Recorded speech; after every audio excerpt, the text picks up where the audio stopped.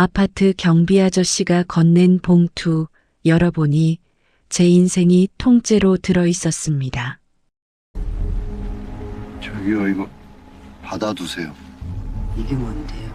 설명은 길어요. 그냥 이 봉투 절대 경찰한테 건네지 마세요.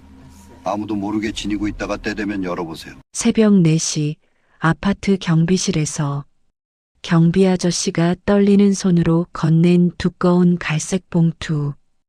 그 안에는 30년 전 사라진 제 딸의 사진, 은행 계좌번호, 그리고 당신 딸은 살아있습니다라는 쪽지가 들어 있었습니다. 경비 아저씨는 그날 아파트 옥상에서 떨어져 사망했습니다. 경찰은 자살이라고 했지만 저는 알고 있었습니다. 이건 자살이 아니라는 것을, 그리고 이 봉투가 제 인생을 완전히 뒤바꿔 놓을 거라는 것을. 안녕하세요. 저는 올해 67, 박영숙이라고 합니다. 서울 강동구에 있는 작은 아파트에서 혼자 살고 있습니다. 남편과는 딸아이 문제로 싸우다 20년 전에 이혼했고, 딸 하나 있었지만 30년 전에 실종됐습니다. 당시 7살이었던 제 딸 박수진. 유치원 갔다가 집에 돌아오지 않았습니다. 30년간 매일 밤 딸을 찾고 기다렸습니다. 어쩌면 죽었을지도 모른다는 생각을 하면서도 포기할 수가 없었죠. 그런데 경비 아저씨가 건넨 봉투 하나가 모든 것을 바꿔놓았습니다. 이제부터 들려드릴 이야기는 저의 기적 같은 이야기입니다. 이야기 시작 전 구독과 좋아요는 큰 힘이 됩니다. 이야기는 2주 전 화요일 새벽부터 시작됐습니다. 저는 불면증이 심해서 새벽 4시면 항상 깨어납니다. 30년간 그랬죠. 딸이 사라진 그날부터. 그날도 어김없이 잠에서 깨어 거실 창문을 열었습니다. 아파트 15층에서 내려다 보이는 새벽 풍경은 고요했습니다. 그때 아래쪽 경비실에서 불빛이 보였습니다. 경비 아저씨가 밖으로 나와 담배를 피우고 있었죠. 김철수 아저씨, 63세. 이 아파트에서 5년째 경비로 일하고 계셨습니다. 과묵하지만 친절한 분이었죠. 특히 저한테는 더 잘해주셨습니다. 제 사정을 아시는지 가끔 오늘도 힘내세요 하고 말씀해 주시곤 했어요.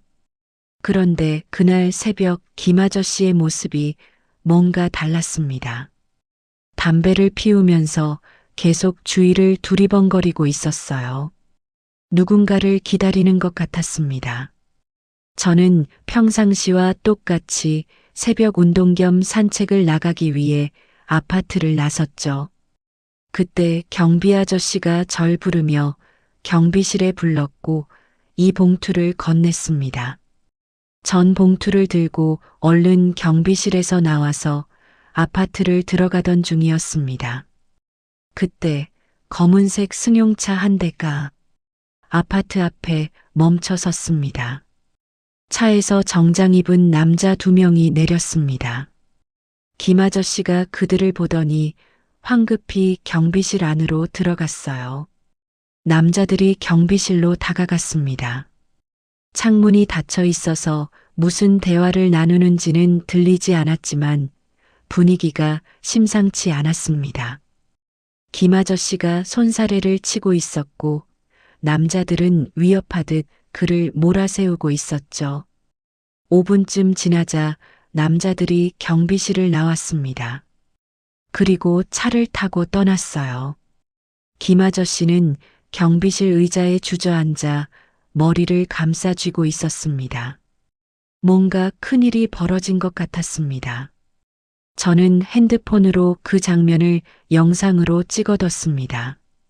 왜 그랬는지 모르겠지만 본능적으로 기록해야 할 것 같았어요. 가슴이 두근거렸습니다. 산책은 가지 않고 곧장 집으로 돌아왔어요. 거실 소파에 앉아 봉투를 열었습니다. 손이 떨렸습니다. 봉투 안에는 여러 가지가 들어 있었습니다. 먼저 눈에 들어온 건 사진이었습니다. 30년 전 실종됐던 제 딸, 수진이의 고등학교 사진. 하지만 그것만이 아니었습니다. 수진이가 25쯤 되어 보이는 사진도 있었어요. 30, 35 딸의 나이별 사진이 8장 있었습니다. 마지막 사진은 최근에 찍힌 것 같았어요. 40살쯤 되어 보였습니다. 제 딸이 맞았습니다. 눈매가, 인매가 똑같았어요. 어떻게 이런 사진들이. 눈물이 주르륵 흘러내렸습니다. 30년간 보지 못했던 내 딸의 모습들. 봉투에는 다른 것들도 들어 있었습니다. 은행 계좌번호가 적힌 쪽지, 국민은행, 예금주 박수진, 그리고 손편지 한 장. 박영숙님께 제 이름은 김철수입니다. 이 아파트 경비원이죠. 사실 저는 5년 전 우연히 당신을 알게 됐고 당신의 사연을 들었습니다. 30년 전 실종된 딸을 아직도 기다리신다는 것을. 저도 가족을 잃어본 사람으로서 당신의 고통을 조금은 이해합니다. 그래서 이 편지를 쓰기로 결심했습니다. 당신의 딸 박수진은 살아 있습니다. 하지만 그녀는 평범한 삶을 살고 있지 않습니다. 30년 전 수진은 납치됐습니다. 그리고 어떤 조직에 팔려갔습니다. 제가 이 사실을 알게 된 건 제 동생이 그 조직에 있었기 때문입니다. 제 동생 김철민은 30년 전 그 조직의 말단 일원이었습니다. 그는 5년 전 다른 범죄로 감옥에 가기 전 저에게 모든 것을 고백했습니다. 자신이 관여했던 수십 명의 실종 사건들을. 그중 한 명이 박수진이었습니다. 동생은 죄책감에 시달리다 감옥에 갔고 저는 그의 말을 믿고 진실을 찾기 시작했습니다. 5년간 저는 조직을 추적했고 마침내 수진의 행방을 알아냈습니다. 그녀는 지금 서울 어딘가에서 살고 있습니다. 하지만 조직의 감시를 받고 있습니다. 그녀를 찾으려면 조심해야 합니다. 봉투 안의 계좌번호는 수진 명의로 되어 있지만 실제로는 조직이 관리하는 계좌입니다. 이 계좌 추적하면 조직의 실체를 알 수 있을 겁니다. 하지만 절대로 경찰한테 가지 마세요. 조직 안에 경찰 내부자가 있습니다. 당신이 경찰에 가는 순간 수진은 다시 사라질 겁니다. 이번엔 영원히. 제가 당신을 돕고 싶지만 저도 이제 시간이 얼마 남지 않았습니다. 조만간 조직이 저를 찾아올 듯 싶어요. 제가 수진을 추적하고 있다는 걸 알아챈 것 같습니다. 이 편지가 당신께 전달되는 날이면 저는 아마 이 세상에 없을지도 모릅니다.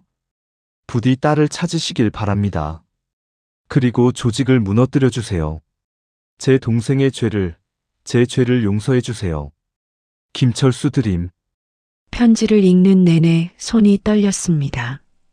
딸이 살아있다고요? 30년간 기다렸던 딸이? 하지만 동시에 공포가 밀려왔습니다. 납치? 조직? 감시? 도대체 제 딸에게 무슨 일이 있었던 걸까요? 그날 오후 3시쯤이었습니다. 아파트 단지의 사이렌 소리가 울려 퍼졌습니다. 119 구급차와 경찰차가 몰려왔어요. 창밖을 내다보니 아파트 1층 쪽에 사람들이 모여 있었습니다. 불길한 예감이 들었습니다. 급히 집을 나가 1층으로 내려갔습니다. 사람들이 웅성거리고 있었어요. 경비 아저씨가 옥상에서 떨어졌대요. 요즘 힘들어 보이긴 했어요. 제 다리에서 힘이 풀렸습니다. 김철수 아저씨. 경찰이 현장을 통제하고 있었습니다. 저는 사람들 틈에 섞여 상황을 지켜봤어요. 경찰이 주변을 조사하고 있었죠. 유서는 없습니다. CCTV 확인 결과 오전 10시 32분에 옥상으로 올라간 게 마지막입니다. 단독으로 올라갔고 뒤따라온 사람은 없습니다. 자살로 결론 내리겠습니다. 경찰의 대화가 들렸습니다. 하지만 저는 알고 있었습니다. 이게 자살이 아니라는 것을. 김 아저씨는 진실을 알았기 때문에 죽임을 당한 겁니다. 편지에 쓴 대로 조직이 그를 제거한 거예요. 그리고 저도 이제 위험에 처했습니다. 김 아저씨가 저에게 봉투를 전달한 걸 조직이 알게 되면 등골이 서늘해졌습니다. 집으로 돌아오는 길에 주위를 살폈습니다. 누군가 저를 지켜보고 있는 것 같았어요. 현관문을 열고 들어와 문을 잠갔습니다. 봉투를 다시 꺼내 내용물을 확인했습니다. 딸의 사진들, 계좌번호, 편지. 이제 저는 선택해야 했습니다. 경찰에 신고할 것인가? 아니면 혼자서 딸을 찾아 나설 것인가? 김 아저씨는 경찰에 가지 말라고 했습니다. 조직 안에 내부자가 있다고. 하지만 67살 노인이 혼자서 뭘 할 수 있을까요? 그때 핸드폰이 울렸습니다. 모르는 번호였습니다. 떨리는 손으로 전화를 받았습니다. 여보세요? 남자의 목소리가 들렸습니다. 차갑고 위협적인 목소리였죠. 박영숙 씨, 오늘 경비실에서 뭔가 받으셨죠? 제 심장이 멈추는 줄 알았습니다. 누구세요? 그거 우리한테 주세요. 그럼 당신도, 당신 딸도 안전할 겁니다. 제 딸을 아세요? 내일 오전 10시 남산 타워 앞에서 만납시다. 혼자 오세요. 경찰 부르면 딸은 죽습니다. 전화가 끊겼습니다. 저는 바닥에 주저앉았습니다. 조직이 저를 알고 있었습니다. 김 아저씨가 봉투를 전달한 것도 알고 있었어요. 이제 어떻게 해야 할까요? 내일 만남에 가야 할까요? 그날 밤 저는 한숨도 자지 못했습니다. 내일 남산 타워에 가야 할까요? 봉투를 주고 끝낼까요? 하지만 그들이 저를 그냥 놔둘까요? 딸을 정말 안전하게 해줄까요? 믿을 수 없었습니다. 새벽 5시쯤 초인종이 울렸습니다. 깜짝 놀라 문구멍으로 밖을 내다봤습니다. 30대 후반쯤 되어 보이는 여자가 서 있었어요. 누구세요? 박영숙님, 저 김철수 아저씨 조카 김민지예요. 급한 일이에요. 문 열어주세요. 김 아저씨의 조카? 망설였지만 문을 열었습니다. 여자가 황급히 들어왔어요. 빨리 문 잠그세요. 그들이 건물을 감시하고 있어요. 민지라는 여자는 숨을 헐떡이고 있었습니다. 앉으세요. 그런데 당신이 정말 김 아저씨 조카예요? 민지가 핸드폰을 꺼내 사진을 보여줬습니다. 김 아저씨와 함께 찍은 가족 사진이었어요. 삼촌이 어제 돌아가시기 전에 저한테 연락하셨어요. 만약 자기한테 무슨 일이 생기면 박영숙님을 도와드리라고요. 김 아저씨가요? 네. 삼촌은 5년 전부터 준비하셨어요. 제 작은 아버지, 그러니까 삼촌 동생이 체포되면서 고백한 그 끔찍한 조직을요. 민지가 가방에서 노트북을 꺼냈습니다. 삼촌이 5년간 모은 자료들이에요. 조직의 구조, 멤버 명단, 그리고 피해자 목록. 화면에는 복잡한 조직도가 펼쳐졌습니다. 이 조직은 30년 전부터 활동해 왔어요. 주로 10대 전후 청소년들을 납치해서 민지의 말이 이어졌습니다. 세뇌 교육과 자빌들을 시키고 조금 더 성장하면 성매매 조직에 팔고 일부는 해외로 밀매했어요. 그리고 흔적을 지우기 위해 가짜 신분증을 만들어주고 새 이름으로 살게 했죠. 그럼 우리 수진이도. 네. 박수진 씨는 30년 전 납치돼서 조직에 넘겨졌어요. 하지만 다행히 해외로 팔리지는 않았어요. 그럼 지금 어디 있어요? 제 딸이 어디 있냐고요? 목소리가 커졌습니다. 민지가 제 손을 잡았습니다. 할머니, 진정하세요. 제가 도와드릴게요. 하지만 조심해야 해요. 이 조직은 경찰 내부에도 사람이 있어요. 그래서 김 아저씨가 경찰에 가지 말라고 했군요. 네. 삼촌은 5년간 혼자서 조사했어요. 경찰을 믿을 수 없었거든요. 민지가 다른 파일을 열었습니다. 이게 당신 딸의 현재 신분이에요. 화면에 여권 사진이 떴습니다. 이름 최은혜, 1988년생, 서울 거주. 제 딸이었습니다. 30년 만에 보는 딸의 최근 사진. 눈물이 쏟아졌습니다. 최은혜라는 이름으로 살고 있어요. 결혼은 안 했고 혼자 살아요. 직업은 마사지 샵 운영. 마사지 샵? 표면적으로는요. 실제로는 조직의 자금 세탁을 도와주는 역할을 하고 있어요. 그럼 우리 딸이 조직원이라는 거예요? 아니요. 딸은 피해자예요. 하지만 30년간 조직 안에서 살다 보니 벗어날 수가 없는 거죠. 조직이 계속 감시하고 있어요. 민지의 설명이 계속됐습니다. 오늘 오전 10시에 남산타워에서 만나자던 사람, 그 사람이 조직의 2인자예요. 이름은 강태석, 53세. 화면에 남자 사진이 떴습니다. 이 사람이 직접 당신을 접촉한 건 상황이 급하다는 뜻이에요. 왜요? 김철수 삼촌이 죽기 전에 뭔가 결정적인 증거를 남겼을 거라고 생각하는 거죠. 그래서 당신한테 받은 봉투를 회수하려는 겁니다. 그럼 저 어떻게 해야 해요? 민지가 저를 똑바로 바라봤습니다. 만남에 가세요. 하지만 혼자 가지 마세요. 제가 몰래 따라가서 그들을 추적할게요. 위험하지 않아요? 삼촌이 5년간 목숨 걸고 준비한 일이에요. 저도 끝을 봐야죠. 다음 날 오전 9시 30분. 저는 택시를 타고 남산타워로 향했습니다. 가방 안에는 봉투가 들어 있었어요. 하지만 실제 봉투는 집에 숨겨두고 비슷한 봉투에 다른 서류들을 넣어왔죠. 민지의 아이디어였습니다.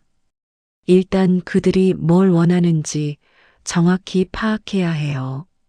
귀에는 작은 무선 이어폰이 꽂혀 있었습니다. 민지가 준 거였어요. 할머니, 들려요? 민지의 목소리가 들렸습니다. 응, 들려. 저는 지금 남산타워 주차장에 있어요. 할머니 바로 뒤에서 따라가고 있을게요. 걱정하지 마세요. 택시가 남산타워에 도착했습니다. 관광객들로 붐볐어요. 저는 천천히 걸어 입구 쪽으로 향했습니다. 오전 10시 정각. 검은색 정장을 입은 남자가 나타났습니다. 50대 초반, 날카로운 눈매. 강태석이 틀림없었어요. 박영숙 씨죠. 네, 가져오셨죠. 그 전에 물어볼 게 있어요. 남자의 눈썹이 올라갔습니다. 제 딸을 어떻게 알아요? 그건 중요하지 않습니다. 봉투나 주세요. 딸을 만나게 해주면 줄게요. 남자가 비웃었습니다. 할머니, 지금 협상하시는 겁니까? 제 딸 30년 만에 찾았어요. 만나기 전에는 아무것도 안 줘요. 남자의 표정이 차갑게 변했습니다. 할머니, 지금 당신 위치가 파악돼요. 제 사람들이 당신 집 근처에 있어요. 봉투 안 주시면 협박은 그만하고 딸이나 데려와요. 제 목소리에 힘이 들어갔습니다. 30년간 참았습니다. 이제 더 이상 물러설 수 없었어요. 남자가 핸드폰을 꺼내 어디론가 전화를 걸었습니다. 데려와. 30분쯤 지났을까요? 한 여자가 남산타워 쪽으로 걸어왔습니다. 30대 후반, 단정한 옷차림. 제 딸이었습니다. 수진아. 여자가 멈춰 섰습니다. 저를 바라보는 눈빛이 낯설었어요. 누구세요? 수진아, 나야. 엄마야. 딸의 얼굴이 굳어졌습니다. 엄마, 무슨 소리예요? 박수진, 너 1988년 3월 12일생이지? 서울 강동구 둔촌동에서 살았고 7살 때 실종됐어. 딸의 얼굴이 새하얗게 변했습니다. 어떻게? 나 네 엄마 박영숙이야. 30년간 너 기다렸어. 딸이 뒷걸음질 쳤습니다. 아니에요. 제 이름은 최은혜예요. 부모님은 어릴 때 돌아가셨어요. 그건 조직이 만들어준 거짓 기억이야. 너 납치됐었어. 30년 전에. 강태석이 끼어들었습니다. 그만하죠. 은혜 씨, 돌아가세요. 하지만 딸은 움직이지 않았습니다. 저를 멍하니 바라보고 있었어요. 수진아, 너 오른쪽 팔꿈치에 화상 흉터 있지? 5살 때 라면 끓이다 데인 거. 딸이 무의식 중에 오른쪽 팔을 만졌습니다. 그리고 너 어릴 때 강아지 키웠었어. 이름이 노을이. 갈색 털에. 노을이. 딸의 입에서 그 이름이 흘러나왔습니다. 어떻게 그 이름을 알죠? 저도 가끔 꿈에서 그 이름이. 그게 내 기억이야. 조직이 지우려 했지만 완전히 지울 순 없었던 거야. 딸의 눈에서 눈물이 흘러내렸습니다. 강태석이 딸의 팔을 붙잡았습니다. 은혜 씨, 이 할머니 말 듣지 마세요. 정신이 좀 이상하신 분이에요. 하지만 딸은 강태석의 손을 뿌리쳤습니다. 아니에요. 저 이상해요. 노을이라는 이름, 저도 모르게 나온 거예요. 그건 우연이에요. 가시죠. 싫어요. 저 이 사람 얘기 더 듣고 싶어요. 강태석의 얼굴이 일그러졌습니다. 최은혜, 지금 뭐 하는 겁니까? 당신이 누군지 잊었어요? 전 누구예요? 진짜 제가 누군지 알고 싶어요. 딸이 소리쳤습니다. 주변 사람들이 쳐다보기 시작했어요. 강태석이 당황한 표정을 지었습니다. 먼저 제 딸이랑 단둘이 얘기할 시간을 주세요. 10분 드리죠. 강태석이 몇 걸음 물러났습니다. 하지만 그의 눈은 우리를 감시하고 있었어요. 딸과 저는 근처 벤치에 앉았습니다. 한참 동안 말이 없었어요. 서로를 바라만 보고 있었죠. 정말 제가 박수진이에요? 응, 네가 내 딸이야. 저는 가방에서 작은 사진첩을 꺼냈습니다. 이거 봐. 너 어릴 때 사진들이야. 사진첩을 펼쳤습니다. 돌잔치 사진, 유치원 사진, 유치원 입학식 사진. 딸이 사진을 보는 순간 손이 떨렸습니다. 이 원피스. 저 이거 기억나요. 노란색 원피스. 맞아. 네가 제일 좋아하던 거야. 그리고 이 강아지. 노을이. 사진 속에는 어린 수진이가 갈색 강아지를 안고 웃고 있었어요. 맞아. 노을이. 넌 그 강아지를 너무 사랑했어. 딸의 눈에서 눈물이 뚝뚝 떨어졌습니다. 저 왜 기억이 안 나죠? 왜 제 머릿속엔 다른 기억들만. 조직이 너한테 약을 먹였을 거야. 기억을 지우는. 조직? 무슨 조직이요? 수진아, 너 30년 전에 납치됐어. 유치원 끝나고 집에 오는 길에. 저는 천천히 설명하기 시작했습니다. 1995년 4월 23일. 수진이는 7살이었고 초등학교 입학 전이었습니다. 유치원에 갔다 집에 올 시간이 지났는데 오지 않았습니다. 남편과 저는 미친 듯이 수진이를 찾아다녔어요. 경찰에 신고했지만 소용없었습니다. 경찰은 진지하게 받아들이지 않았죠. 2주 후에야 경찰이 본격적으로 수사를 시작했어요. 하지만 아무런 단서도 없었습니다. CCTV도 없던 시절이었거든요. 목격자도 없었고 수진이는 그냥 증발해버렸습니다. 아빠랑은 너 문제로 싸우다 20년 전에 헤어졌어. 아빠의 마음의 병이 너무 심해서 어쩔 수 없었어. 제 목소리가 떨렸습니다. 나도 30년간 너를 찾았어. 매일 밤 기도했고 경찰서에도 수없이 찾아갔어. 하지만 아무 소식이 없었지. 딸이 제 손을 잡았습니다. 어머니. 제가 어머니를 부르는 게 맞나요? 수진아, 우리는 30년 만에 서로를 안았습니다. 벤치에 앉아 한참을 울었어요. 주변 사람들이 쳐다봤지만 신경 쓰지 않았습니다. 저 기억나요. 이제 조금씩. 우리 집 아파트 15층 거실에 큰 TV가 있었고 맞아. 아직도 같은 집에 살아. 네 방도 그대로야. 제 방. 응. 30년간 하나도 안 바꿨어. 네가 돌아올 거라고 믿었거든. 딸이 더 세게 울었습니다. 저 정말 최은혜가 아니었구나. 제 인생이 전부 거짓이었어요. 아니야. 지금부터가 진짜 네 인생이야. 그때 강태석이 다가왔습니다. 시간 다 됐습니다. 봉투 주시죠. 저는 가방에서 가짜 봉투를 꺼내 건넸습니다. 강태석이 봉투를 열어 내용물을 확인했습니다. 서류들과 USB가 들어 있었어요. 실제로는 아무 의미 없는 자료들이었지만 좋습니다. 이제 조용히 사시기 바랍니다. 강태석이 돌아서려는데 딸이 그를 붙잡았습니다. 저 이제 안 할래요. 조직 일. 강태석의 얼굴이 굳었습니다. 뭐라고요? 제 진짜 엄마를 찾았어요. 저 이제 조직 떠날래요.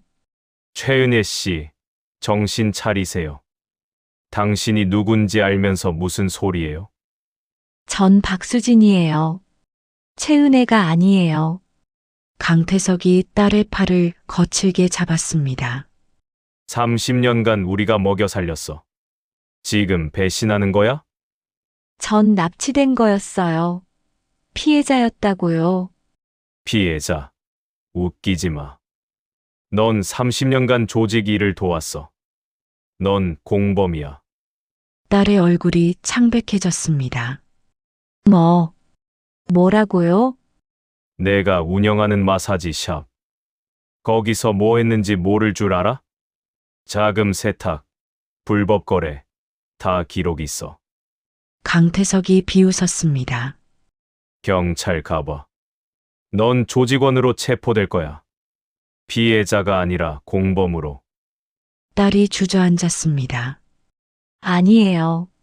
전 몰랐어요. 그냥 시키는 대로. 법은 그렇게 안 봐. 넌 평생 감옥에서 썩을 거야. 제가 끼어들었습니다. 당신들이 제 딸을 그렇게 만든 거잖아요. 증명해봐요. 할머니. 30년 전 일을 어떻게 증명할 건데? 강태석이 비웃으며 떠나려는 순간이었습니다. 증명할 수 있어요. 민지의 목소리였습니다. 민지가 나타났습니다. 노트북을 들고 있었어요. 당신 누구야? 강태석이 경계하는 표정을 지었습니다. 김철수의 조카 김민지예요. 그리고 전 5년간 당신들 조사했어요. 민지가 노트북을 열었습니다. 여기 다 있어요. 조직 구성원 명단, 거래 기록, 피해자 목록. 그게 뭔데? 1995년부터 2023년까지 당신들이 납치한 피해자 147명의 명단. 그중 63명은 해외로 팔려갔고 84명은 국내에서 강제로 일했어요. 강태석의 얼굴이 굳었습니다. 그리고 여기 박수진 씨 납치 당일 기록도 있어요. 1995년 4월 23일 오후 6시 47분 둔촌동 지하철역 3번 출구. 화면에 손글씨 기록이 떴습니다.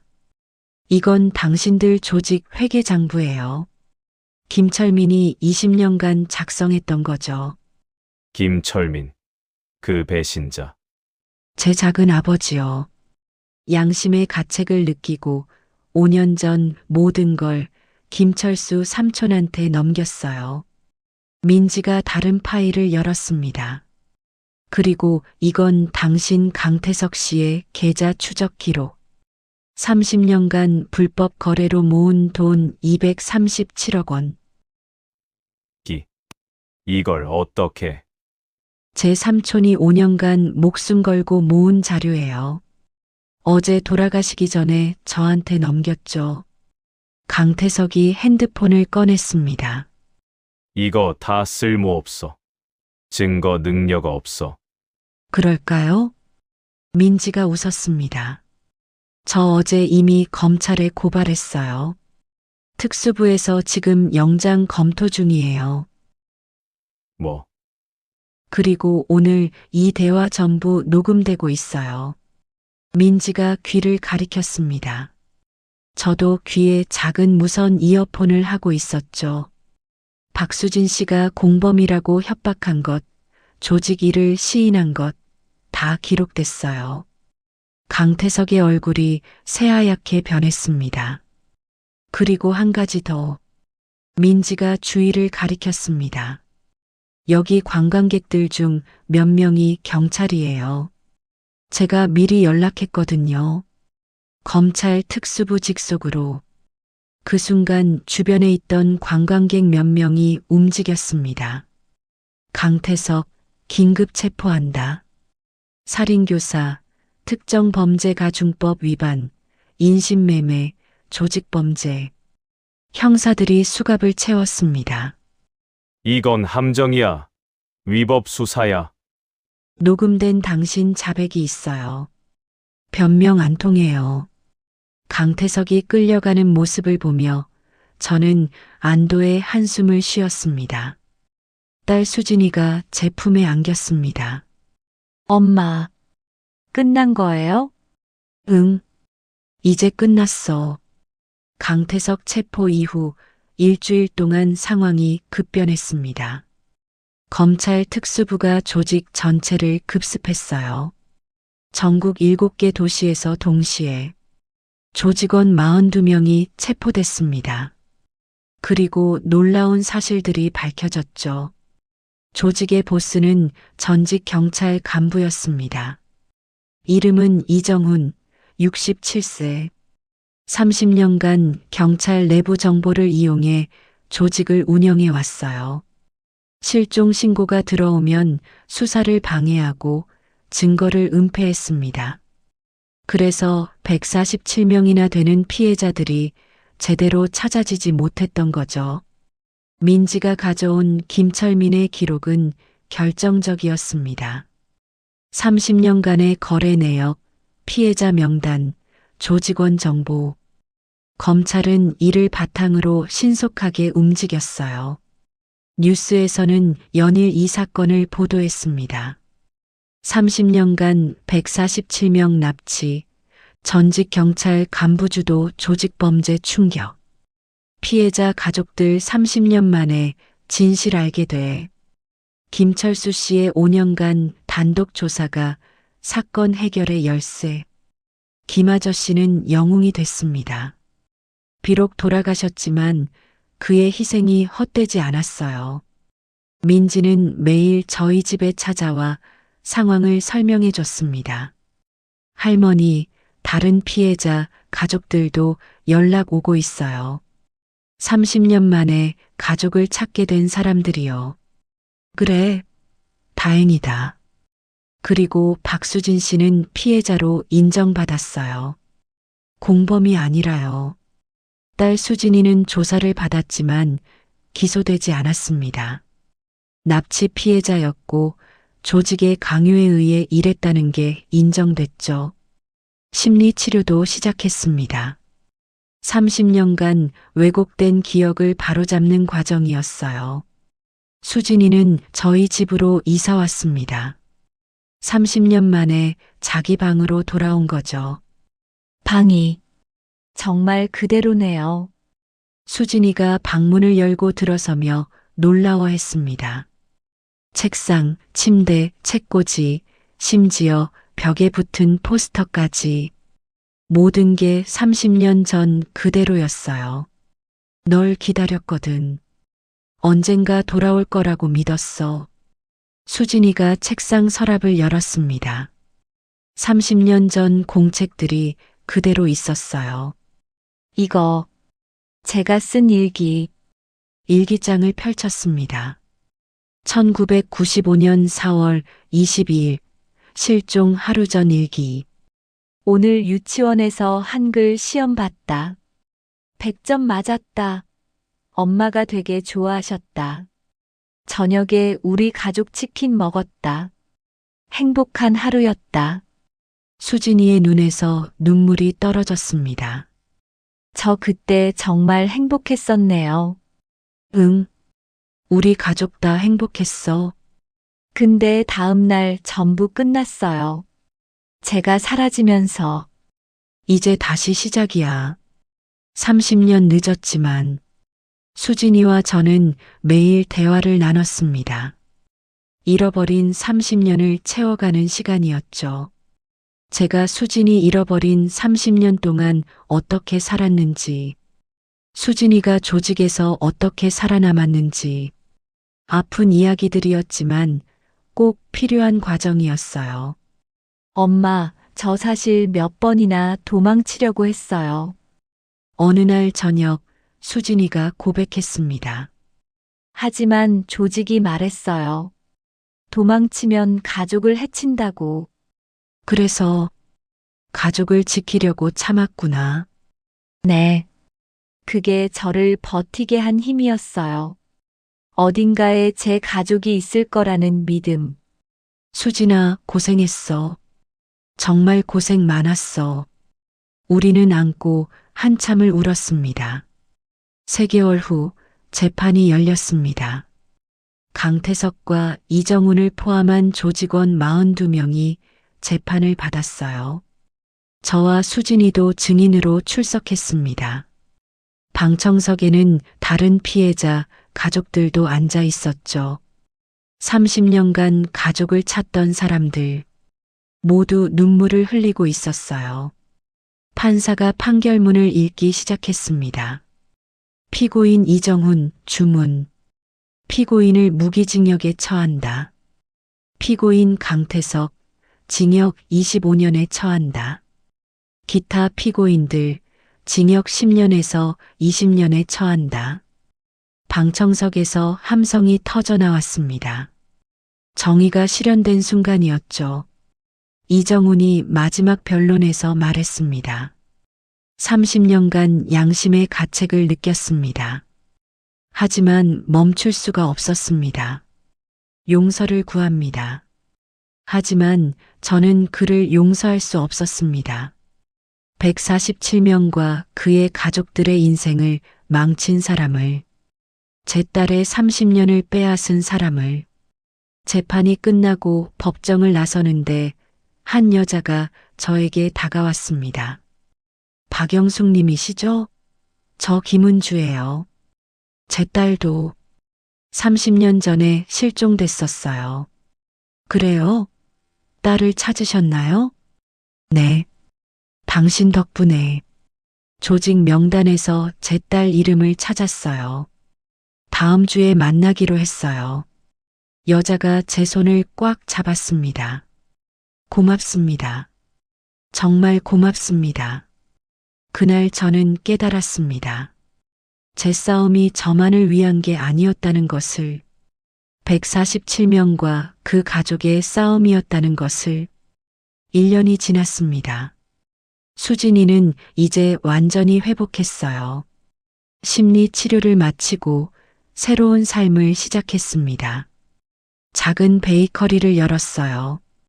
어릴 때부터 빵 만드는 걸 좋아했었거든요. 엄마, 이거 맛봐보세요. 새로 만든 단팥빵이에요. 오, 맛있는데? 우리 수진이 솜씨 좋네. 30년 늦었지만 이제라도 제가 하고 싶은 일하는 거 행복해요. 가게 이름은 노을이 빵집이었습니다. 어릴 때 키우던 강아지 이름을 딴 거죠. 민지는 피해자 가족들을 돕는 비영리 단체를 만들었습니다. 김철수 재단이라는 이름으로 실종 가족을 찾는 일을 계속하고 있어요. 할머니, 이번 달에만 3가족이 제외했어요. 그래, 정말 다행이다. 김철수 삼촌이 남긴 자료 덕분이에요.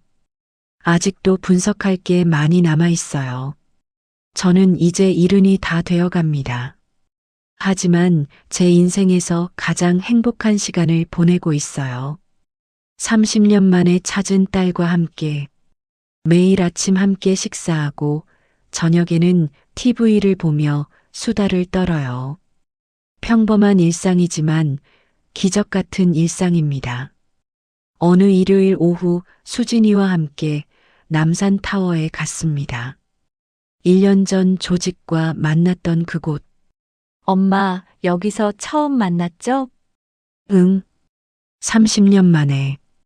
그때 정말 무서웠어요. 근데 엄마가 노을이 얘기하시는 순간 뭔가 터지는 느낌이었어요. 제 안에 갇혀있던 기억들이. 이제 다 기억나? 네. 거의 다요. 아직 가끔 악몽 꾸긴 하지만 괜찮아요. 엄마가 옆에 있으니까. 우리는 남산타워 전망대에 올라갔습니다. 서울이 한눈에 내려다 보였어요.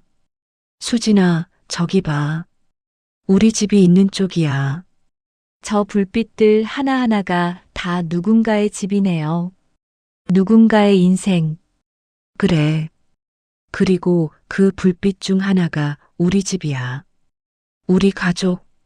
수진이가 제 어깨에 머리를 기댔습니다. 엄마, 사랑해요. 나도 사랑해, 우리 딸.